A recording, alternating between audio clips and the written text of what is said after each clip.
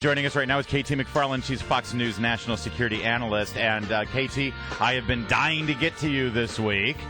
The week started with this story that Angela Merkel, the Chancellor of Germany, was very concerned that the U.S. has been snooping on our allies, telephone calls, using the NSA in that way. And this thing just keeps snowballing down the hill. The administration denied yesterday that the president even knew about any of this, which it kind of defies credulity. And now the EU is asking for a private meeting with the administration and with the U.S. government to get to the bottom of this. And yesterday, the head of NSA said these reports are completely false. It took them 3 days to say that it's completely false. KT, what do you think of this story and how the administration has handled or mishandled it? They have so bungled this that you couldn't have done worse if you had actually set out to do it this way. Wow. Look, everybody spies on everybody, and anyone who, at any position, who thinks that they're not being spied on or phone calls listened to or emails read is probably pretty naive. That being said, you don't want to get caught doing it. and presumably, if they knew that Snowden had this stuff, why the heck, when Angela Merkel dealt with this issue in a political campaign a year ago when she was running for re-election, and her people, she got a lot of criticism for you're too close to America, they're spying on us. You remember Germany, the whole idea of, somebody watching what you're doing harkens back either to the communist era or to the Nazi era. The administration and Obama said, no, we're not doing any of that. So she stuck her neck out, and now she looks like she's being played for a fool. All right. But here's the thing. When you're president of the United States, you get the national daily briefing. I used to type it every morning. Okay, so you know a little something about this. Is it conceivable to you, as the president has asserted, that he didn't know anything about the fact that they were listening in on phone calls on Angela Merkel's and other world leaders' cell phones? No. It's not possible to get that daily briefing and not understand that we're listening to those conversations.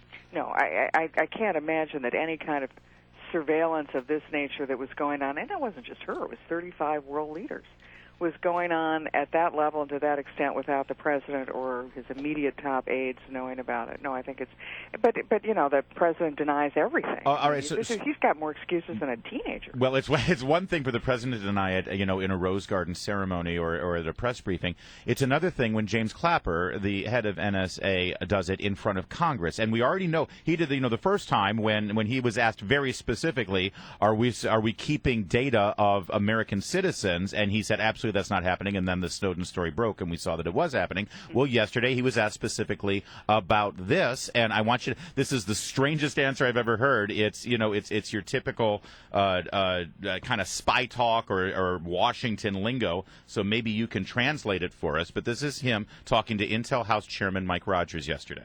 Would it, in fact, any value of that information find its way to at least the National Security Council in the White House? Well, it certainly could. They may not have information specifically related to a specific selector or any specific collection target.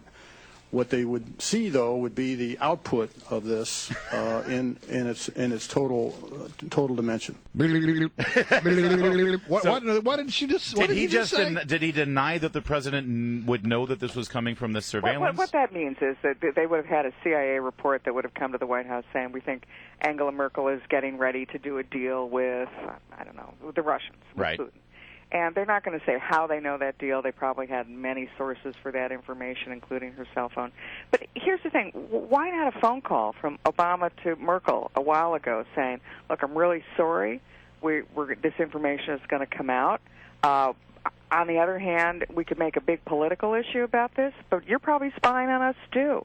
So why don't we just call it even and everybody agree to not be insulted and outraged? The other thing about that would have made way too much sense. No, that makes too much sense.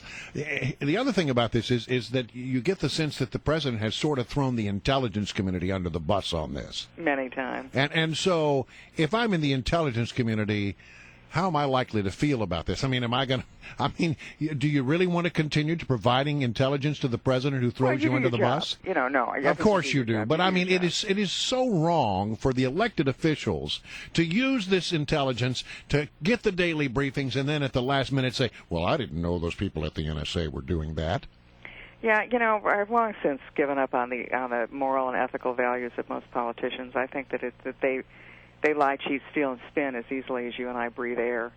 And it's the responsibility of the American people primarily. It's the responsibility of the American media to call them on it. Yeah. And that's to me, the biggest problem is not NSA spying or Obamacare or, the IRS persecuting conservative groups. It's the fact that the media is the enablers in this. They've gone from being the watchdogs of American freedom, like they were when Watergate happened, to the lapdogs of power. I mean, they're trading their moral responsibility for an invitation to the White House Christmas party. I find that the real criminals in all this are the people who are doing the morally outrageous thing.